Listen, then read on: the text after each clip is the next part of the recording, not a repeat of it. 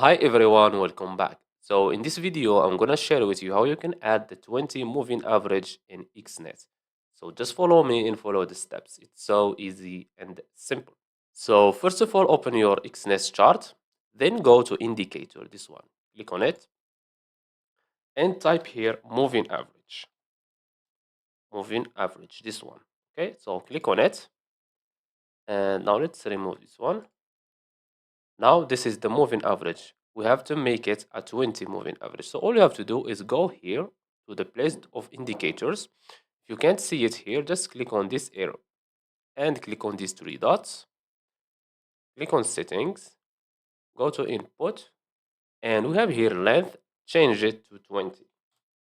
Okay, because this one will be the 20 moving average. We have here style, you can change the color if you want, and we have here the thickness of the moving average. Okay, after you finish, just click on OK. And this one is our 20 moving average. And that's it.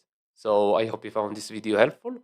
Don't forget to give us a like and subscribe. Thanks for watching and see you in the next one.